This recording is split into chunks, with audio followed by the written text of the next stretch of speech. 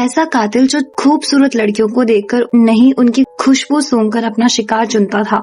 वो अंधेरी गलियों में उनका पीछा करता, उनकी सांसों की महक महसूस करता और फिर उन्हें इतनी बेरहमी से मार देता कि पीछे सिर्फ एक लाश बचती और हवा में तैरती उनकी आखिरी खुशबू। लेकिन ये कोई आम सीरियल किलर नहीं था।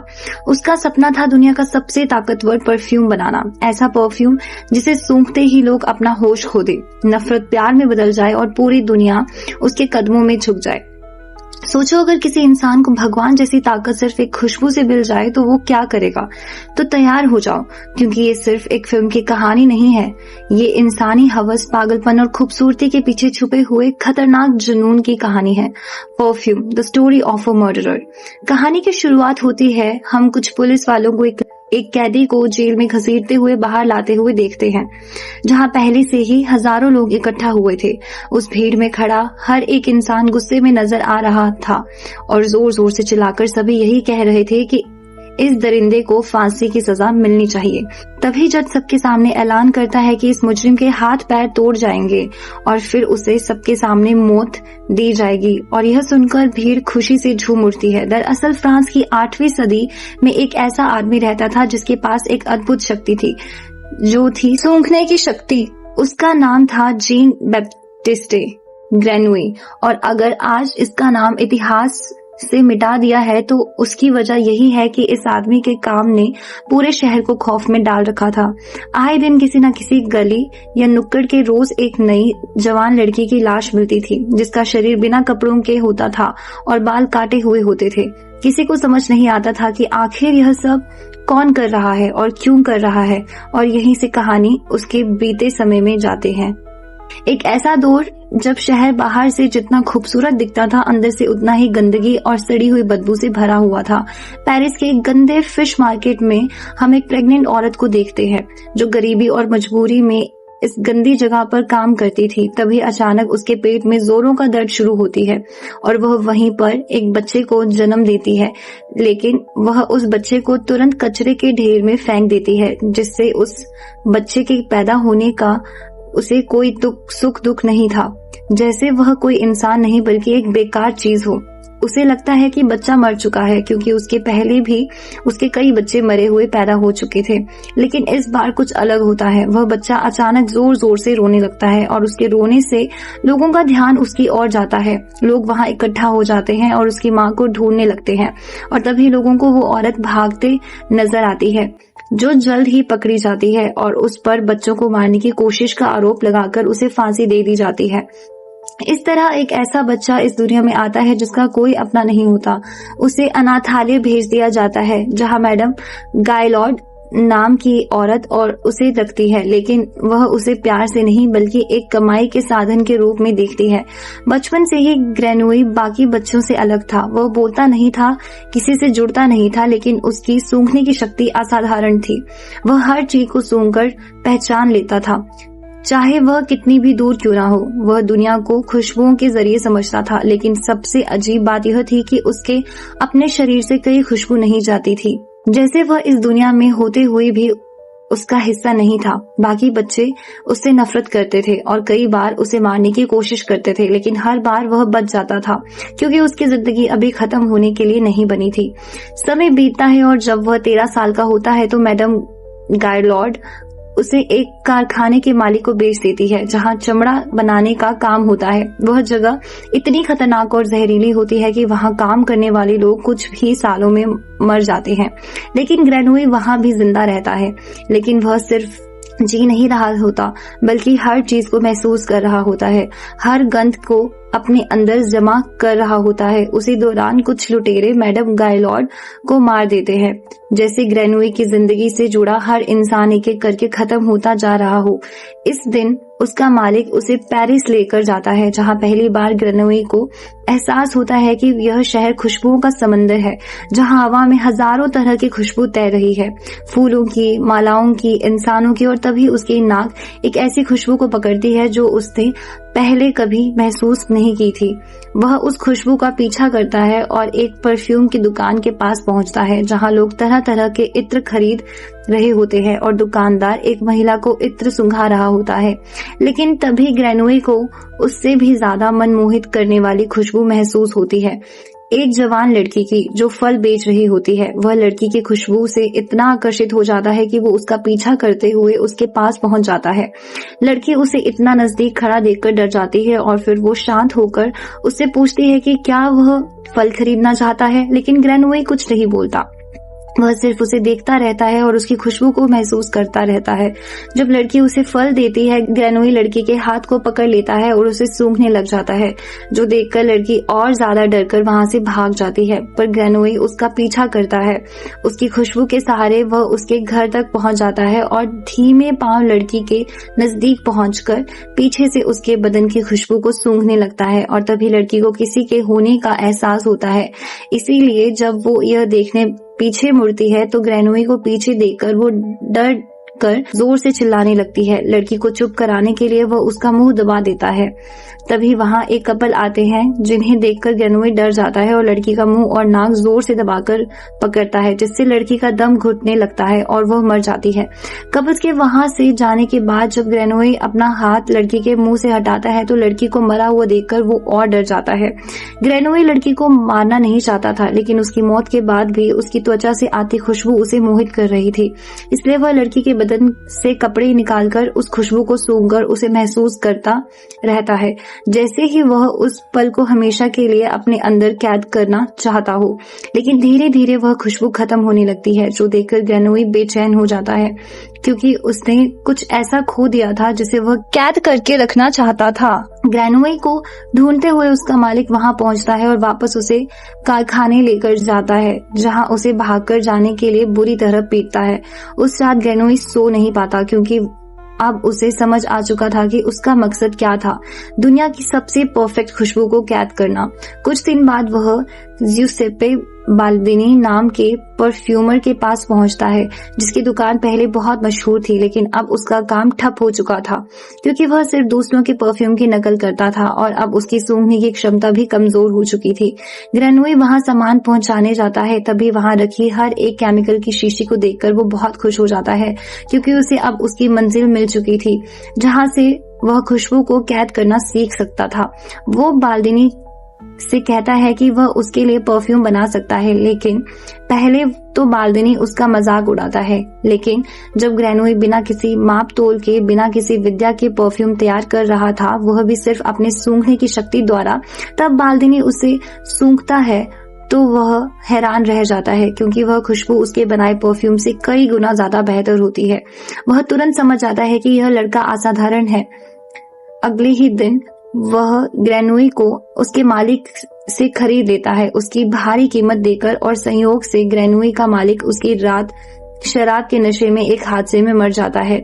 अब ग्रेनोए बाल्दिनी के साथ काम करता है और दोनों मिलकर कई शानदार परफ्यूम बनाते हैं, जिससे बाल्दिनी का नाम फिर से शहर में चमकने लगता है। इसी दौरान बाल्दिनी उसे सिखाता है कि एक परफ्यूम 12 नोट से बनता है, हेड, हार्ट एंड बेस, और अगर कोई 13वां नोट बना ले तो वह खुशबू इंसानों को पूरी तरह अपने वश में कर सकती है, उन्हें पागल कर सकती है, और यही बात ग्रेनोए के अंदर एक जुनून पैदा कर देती है।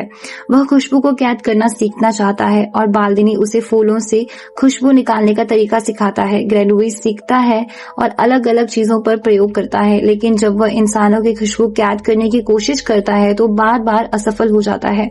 वह जानवरों पर भी प्रयोग करता है, यहाँ तक कि एक बिल्ली को भी वो उबाल देता है, लेकिन फिर भी वह खुशबू कैद नहीं कर पाता।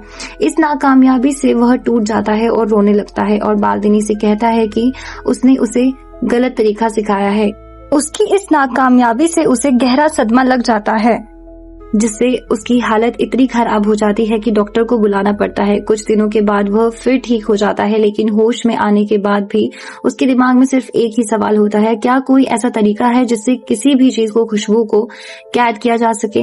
तब बाल्दिनी उसे बताता है कि एक और तरीका है, लेकिन वह पेरिस में नहीं बल्कि ग्रास नाम की जगह पर सिखाया जाता है, जहाँ खुशबू को जानवरों की चर्बी के जरिए कैद किया जाता है। ग्रेनोए तुरंत वहां जाने की जिद करता है, पर उसके लिए उसे बाल्दिनी के लिखी लेटर की जरूरत थी, इसलिए वो बदले में बाल्दिनी को हजारों परफ्यूम के फॉर्मूले दे देता है, जिससे बाल्दिनी खुश हो जाता है और उसे अपना साइन किया हुआ लेटर देकर जाने देता है। लेकिन किस्मत एक बार फिर खेल खेलती है और उसी रात बाल्दिनी फॉर्मूला मिलने की खुशी में चैन की नींद सोने जाता है और कुछ ही देर बाद उसकी इमारत भूकंप के कारण टूटकर गिर जाती है और उसकी मौत हो जाती है। उधर ग्रेनोई अपने सफर पर निकल चुका था, एक ऐसा सफर जो उसे उसकी मंजिल तक ले जाएगी। कुछ मुश्किल रास्तों से गुजरकर जब वह ग्रास शहर के पास पहुंचता है तो वह दूर से ही एक खुशबू सूंघ पाता है जो उसे मोहित कर देती है। जब वो पीछे मुड़कर देखता है तो उसे एक बोगी दिखाई देता है जिसमें एक खूबसूरत जवान लड़की बैठी होती है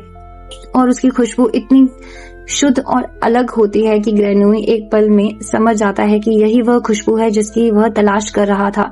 ग्रेनोई उसी पल तय कर लेता है कि वह उसकी खुशबू को अपनी अंतिम रचना में इस्तेमाल करेगा। वह उसकी खुशबू का पीछा करते हुए शहर में दाखिल होता है। दरअसल वो लड़की का नाम लोरा था।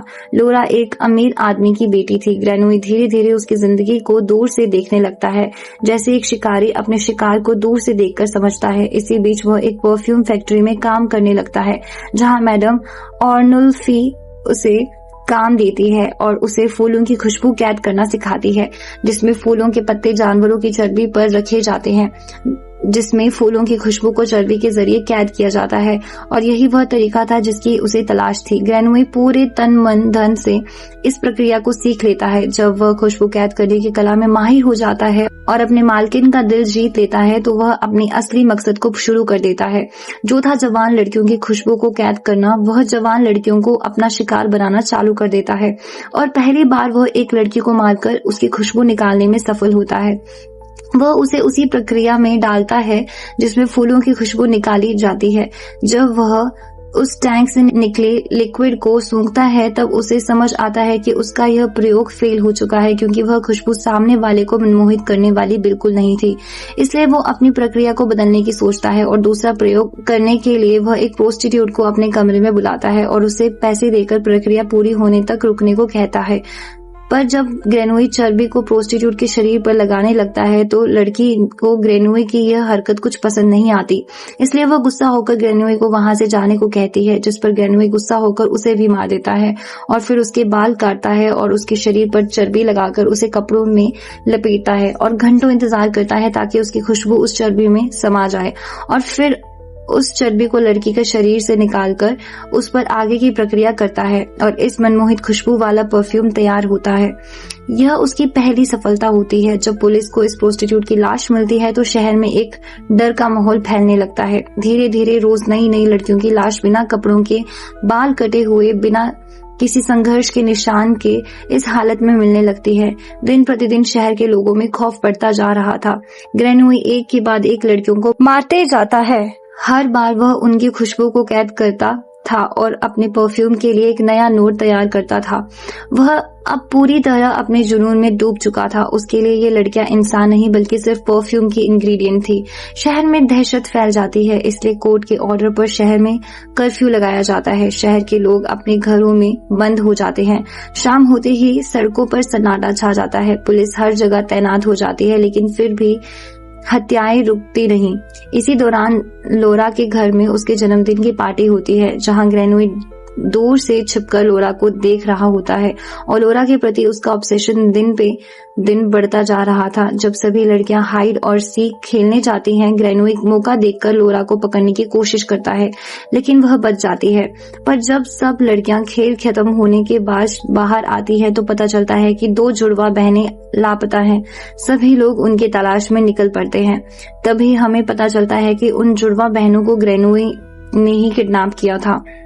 उन दोनों को मारकर वह उनकी खुशबू को भी कैद करता है। दूसरे दिन उन दोनों बहनों की लाश तालाब में मिलती है, जो देखकर शहर के लोग बहुत बुरी तरह डर चुके थे। अब शहर पूरी तरह डर के साए में आ चुका था। मजिस्ट्रेट और बड़े लोग इस पर चर्चा करते हुए कि यह हत्यारा कोई साधारण इंसान नहीं है, वह किसी खास मकसद के लिए लड़कियों को मार रहा है, क्योंकि किसी भी लाश पर जोर जबरदस्ती के निशान नहीं थे, सिर्फ बाल कटे गए होते थे और शरीर से कुछ लिया गया होता था। धीरे धीरे यह साफ होने लगता है कि यह हत्यारा खूबसूरत और कुंवारी लड़कियों को ही निशाना बना रहा था। अब हालात इतने खराब हो जाते हैं कि लोग एक दूसरे पर शक करने लगते हैं। कोई भी युवक अगर किसी लड़की के पास दिख जाए तो लोग उसे पीटने लगते हैं। शहर एक खुले जेल जैसा बन जाता है। ग्रेनोई अब तक कई नोट्स इकट्ठा कर चुका था। हर लड़की की खुशबू उसके परफ्यूम का हिस्सा बन रही थी, लेकिन इसके अंदर अभी भी एक खालीपन था, क्योंकि वह जिस चीज की तलाश कर रहा था वह सिर्फ खुशबू नहीं थी। वह इस बात को समझ नहीं पा रहा था। उधर लोरा के पिता को यह समझ आ जाता है कि उसकी बेटी अगला निशाना हो सकती है, इसलिए वह उसे शहर से दूर ले जाने का फैसला करते हैं। वह उसे लेकर एक दूसरे शहर की ओर निकल जाते हैं। जब यह बात ग्रेनोई को पता चलती है तो ग्रेनोई उसकी खुशबू के सहारे उनका पीछा करने लगता है।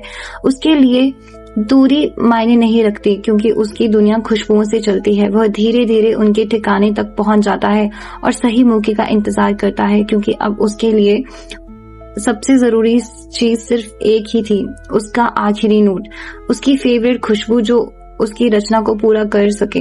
और यहीं से कहानी अपने सबसे खतरनाक मोड़ पर पहुंच चुकी थी, क्योंकि ग्रेनोई के पास अब लगभग सभी नोट्स तैयार थे। उसे बस एक आखिरी खुशबू चाहिए थी, लोरा की, जो उसकी नजर में सबसे परफेक्ट थी, जैसे उसकी पूरी खोज उसी पर आकर खत्म होती हो। इसी बीच मैडम आर्नोल्फी के वहां उस प्रोस्टिट्यूट का कुत्ता अपनी मालकिन को सूंघता हुआ जाता है और जमीन में खोदने लगता है।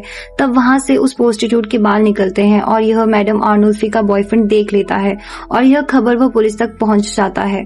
जब पुलिस इसकी तहकीकात करती है तो उन्हें कई लड़कियों के बाल और कपड़े मिलते हैं। सारे शहर को पता चल जाता है कि सबके नाक के नीचे रहने वाला एक गरीब लड़का ग्रेनोई ही सभी हत्यारों का दोषी है। फिर कुछ घंटों बाद रात होती है।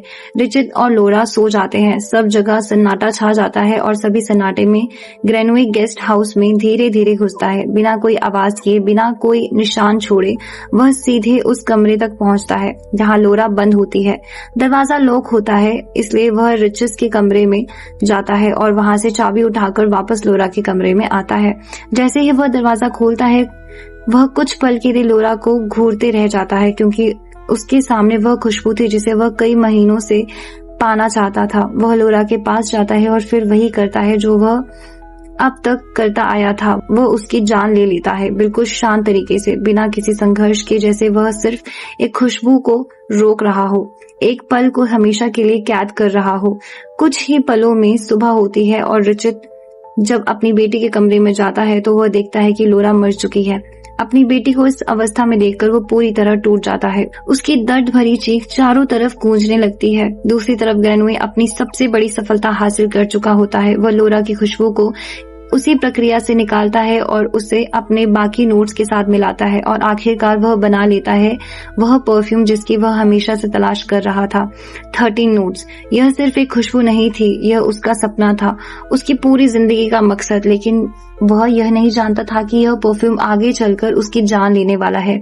इसी बीच पुलिस को ग्रेनोई के खिलाफ सारे सबूत मिल जाते हैं। मैडम आर्नोल्फी के घर से मिले बाल और कपड़े जोड़कर गायब हुए लड़कियों की पहचान हो जाती है, जिससे अब यह साफ हो जाता है कि असली हत्यारा वही है। दूसरी तरफ ग्रेनोई पकड़ लिया जाता है और रिचर्ड के सामने लाया जाता है, जहां रिचर्ड उसे बेरहमी से सजा देता है, उसे उल्टा लटकाता है, उसका सिर पानी में डुबोता है और उसे पूछता है कि उसने यह सब क्यों किया। लेकिन ग्रेनोई का जवाब हमेशा एक ही होता है, मुझे उसकी जरूरत थी। दरअसल ग्रेनोई के लिए यह सब हत्या नहीं थी, वह एक प्रक्रिया थी, एक लक्ष्य तक पहुंचने का तरीका था। उसके बाद उसे कोर्ट में पेश किया जाता है, जहां पहले से ही हजारों लोग जमा होते हैं। वह खड़ा हर एक शख्स उसकी मौत को देखना चाहता था, लेकिन ग्रेनोई शांत रहता है, जैसे उसे पता हो कि आगे क्या होने वाला है। ग्रेनोई को फांसी की सजा सुनाई जाती है और उसे नीचे भेजा जाता है। तभी बीच रास्ते में ही ग्रेनोई नीचे गिरने का नाटक करता है। तब हमें पता चलता है कि उसके पास अब भी वह परफ्यूम होता है जिसे उसने बड़ी सावधानी से छुपा कर रखा होता है, जिसे वो अब मौका देखकर खोलता है। उसे ही उसकी खुशबू हवा में फैलती है, पूरा माहौल बदल जाता है। जो पुलिस ऑफिसर उसे घसीटते हुए ले जा रहे थे वो अब परफ्यूम की खुशबू सूंघते ही ग्रेनोई के गुलाम बन जाते हैं। सीन चेंज होता है और हमें दूसरी तरफ से एक बग्गी आती हुई दिखाई देती है, जिसमें से बहुत बड़ा ऑफिसर बाहर निकलता है, जो और कोई नहीं ग्रेनोई होता है, जिसने पहले ही अपने शरीर पर परफ्यूम लगाया था। इसलिए जैसे ही वह आगे बढ़ने लगता है, उसे शरीर पर लगे हुए परफ्यूम की खुशबू से जो लोग ग्रेनोई को मारने के लिए बेचैन थे वही लोग उसके आगे झुकने लगते हैं। ग्रेनोई जैसे ऊपर जाकर अपना रुमाल निकालकर उस पर परफ्यूम की एक बूंद डालकर हवा में जब उस रुमाल को लहराता है तो आसपास के सभी लोग उस खुशबू से मोहित हो जाते हैं, जैसे उनमें कोई नशा चढ़ गया हो और नशे में सब झूमने लगते हैं। जैसे ही हवा में ग्रेनोई रुमाल छोड़ता है तो चारों दिशाओं में उसकी खुशबू तेजी से फैलने लगती है और आसपास के सभी लोग उस खुशबू से मोहित हो जाते हैं और सभी लोगों में प्यार की भावना जागृत हो जाती है। जैसे ही वह खुशबू हवा में फैलती है पूरा माहौल बदल जाता है। जो लोग अभी तक उसे मारना चाहते थे वही लोग अचानक रुक जाते हैं। उनकी आंखों में गुस्से की जगह वह एक अजीब सी नरमी आ जाती है। जल्लाद उसके सामने घुटनों पर गिर जाते हैं और कहता है कि यह इंसान नहीं हो सकता, यह तो भगवान है। लोग उसे फरिश्ता कहते लगते हैं, एंजल कहने लगते हैं और धीरे धीरे पूरा मैदान एक अजीब सी दीवानगी में डूब जाता है। लोग एक दूसरे को गले लगाने लगते हैं, प्यार करने लगते हैं, जैसे सारी नफरत खत्म हो गई हो, जैसे हर इंसान को वही मिल गया हो जिसकी उसे तलाश है। यहाँ तक कि चर्च का फादर भी ग्रेनोई को ईश्वर का दूत मान लेता है। सभी लोग खुले में ही एक दूसरे के साथ संभोग करने लग जाते हैं। यह देखकर ग्रेनोई भी आश्चर्यचकित रह जाता है। उसे इस बात का अंदाजा नहीं था कि उसकी परफ्यूम से लोगों में प्यार की भावना जागृत हो जाएगी। रिचर्ड को अपनी बेटी की मौत से टूट चुका था। तलवार लेकर ग्रेनोई की ओर बढ़ता है, लेकिन जैसे ही वह उस खुशबू के असर में आता है उसकी आंखें बदल जाती है। उसका गुस्सा खत्म हो जाता है और वह ग्रेनोई के गले लगाकर कहता है, तू मेरा बेटा है। यह वह पल था जब ग्रेनोई के पास सब कुछ था, सम्मान, शक्ति, सब कुछ जो वह कभी चाहता भी नहीं था। लेकिन उसी पल उसे एहसास होता है कि ये सब झूठ है, यह सब उस खुशबू का असर है, असली नहीं। और यही पहली बार उसके अंदर एक सच्चा एहसास जन्म लेता है, खालीपन का। तभी उसे दूर से प्लम की टोकरी गिरते हुए दिखाई देती है, जिससे उसे वह लड़की याद आती है जिसे उसने पहली बार गलती से मारा था। और उसे समझ आता है कि वह उसकी खुशबू नहीं थी जो उसे खींच रही थी, बल्कि वह एहसास था, वह उसका पहला प्यार था जिसे वो कभी समझ नहीं पाया। और अब जब वह पूरी दुनिया को अपने वश में कर चुका है तब भी वह उस एक सच्चे एहसास को महसूस नहीं कर पा रहा था। वह जीत चुका था लेकिन पूरी तरह हार चुका था। अब अगली सुबह जब उस परफ्यूम का असर धीरे धीरे खत्म होने लगता है तो वही लोग जो कुछ घंटों पहले पागलों की तरह एक दूसरे से लिपटे हुए थे, होश में आते ही खुद को बिना कपड़ों के देखकर आश्चर्यचकित हो जाते हैं और शर्म के मारे कपड़े उठाकर इधर उधर भागने लगते हैं। चारों तरफ शर्म, डर और सन्नाटा फैल जाता है। किसी को ठीक से याद भी नहीं होता कि यह सब क्या हो और कैसे हुआ था। टाउन के काउंसिल मेंबर इस पूरे मामले की जांच शुरू करती है, लेकिन सच सामने लाना आसान नहीं था क्योंकि कोई भी उस अनुभव को ठीक से बयान नहीं कर सकता था। आखिरकार शक ग्रेनोई के आसपास के लोगों पर डाला जाता है और मामले को दबाने के लिए एक निर्दोष आदमी जो ग्रेनोई का सुपरवाइजर था जब ग्रेनोई मैडम आर्नोल्फी के यहाँ काम किया करता था, क्योंकि उन्होंने ही ग्रेनोई जैसे अनजान शख्स को रहने की जगह दी थी, इसलिए सुपरवाइजर को ग्रास में हो रहा है जवान लड़कियों की हत्यारों का दोषी मानकर फांसी की सजा सुनाई जाती है और तुरंत उसे फांसी दे दी जाती है। इस तरह समाज अपने देश की बदनामी को दबा देता है, लेकिन असली हत्यारा ग्रेनोई वहां से बहुत पहले ही निकल चुका होता है। अब उसके पास वह परफ्यूम था जिससे वह पूरी दुनिया को अपने वश में कर सकता था। वह चाहता तो राजा बन सकता था, दौलत, ताकत, इज्जत सब कुछ पा सकता था, लेकिन उसके अंदर एक अजीब सा खालीपन था क्योंकि उसने जो चाहा था वह उसे मिल ही नहीं पाया था। वह लोगों को अपने सामने झुकते हुए देख चुका था। उसने देखा था कि कैसे एक बूंद खुशबू इंसानों को प्यार और दीवानगी में बदल सकती है, लेकिन वह खुद उस प्यार को महसूस नहीं कर पाया। उसे एहसास हो चुका था कि उसने जो बनाया है वह सिर्फ एक भ्रम है, एक नकली एहसास, और असली चीज, वह भावना, वह जुड़ाव, वह लगाव जो एक प्रेमी को दूसरे के प्रति होता है, वह उससे हमेशा के लिए दूर हो चुका होता है। वह यह चीज परफ्यूम के जोर पर हमेशा के लिए नहीं पा सकता था। इसी एहसास के साथ वह वापस लौटता है पेरिस, उसी जगह जहां उसका जन्म हुआ था, वही गंदा फिश मार्केट जहां से उसकी कहानी शुरू हो गई थी। रात का समय होता है, चारों तरफ अंधेरा, गंदगी और बदबू, वही जगह जहां लोगों ने उसे कभी एक बेकार चीज समझकर छोड़ा हुआ है। वह वहां खड़ा होता है अपने हाथ में उस परफ्यूम की बोतल लिए हुए, जिसमें अब भी उसकी ताकत होती है कि वह पूरी दुनिया को अपने सामने झुका सकता था, लेकिन इस बार उसके इरादे अलग थे। वह धीरे धीरे पूरी बोतल अपने ऊपर उल्टाकर खाली कर देता है। जैसे ही वह परफ्यूम की खुशबू हवा में फैलती है, वहां मौजूद भिखारी, गुंडे और भूखे लोग अचानक उसकी ओर खींचे चले आते हैं। उनकी आंखों में एक अजीब सी दीवानगी होती है, जैसे उन्होंने अपने सामने किसी देवता को देख लिया हो, जैसे उन्हें दुनिया का सबसे प्यारी चीज मिल गई हो। वे उसे घेर लेते हैं, उसे छूने लगते हैं और फिर अचानक एक दीवानगी एक खतरनाक रूप ले लेती है। वो उसे पकड़ लेते हैं, उसे नोचने लगते हैं, जैसे वे उसे अपने अंदर समा लेना चाहते हो। कुछ ही पलों में वे उसे नोच नोच कर पूरी तरह मार देते हैं और वहां सिर्फ उसके कपड़े रह जाते हैं, जैसे वह कभी इस दुनिया में था ही नहीं। उसका अस्तित्व भी उस खुशबू के साथ हवा में अदृश्य हो जाता है। जब सुबह होती है तो वहां कुछ भी नहीं बचता, सिर्फ एक कहानी जो शायद किसी को पूरी तरह समझ नहीं आती। और यही इस कहानी का सबसे गहरा और कड़वा सच सामने आता है। ग्रेनोई ने पूरी जिंदगी खुशबुओं का पीछा किया और फिर उसने दुनिया की सबसे परफेक्ट खुशबू बना ली और उस खुशबू के इंसानों से दिल और दिमाग पर काबू भी पा लिया। लेकिन वह कभी यह समझ ही नहीं पाया कि जिस चीज की वह तलाश कर रहा था वह खुशबू नहीं थी, वह एहसास था, वह प्यार था जिसे उसने पहली बार महसूस किया था उस लड़की के साथ और जिसे उसने अपनी ही नासमझी में खो दिया। वह जीत गया था क्योंकि उसने वह बना लिया था जो कोई और नहीं बना सका, लेकिन वह हार भी गया था क्योंकि वह कभी इंसान बन ही नहीं पाया। और इसी के साथ अंत होती है perfume the story of a murderer की कहानी। एक ऐसे इंसान की कहानी जिसने दुनिया को खुशबू दी लेकिन खुद कभी जिंदगी की असली खुशबू, प्यार को महसूस नहीं कर पाया। तो दोस्तों, अगर आपको मेरी यह एक्सप्लेनेशन पसंद आई होगी तो प्लीज वीडियो को लाइक, शेयर करें और चैनल को सब्सक्राइब करके सपोर्ट करना ना भूलें। मिलते हैं अगली वीडियो में, तब तक के लिए बाय बाय।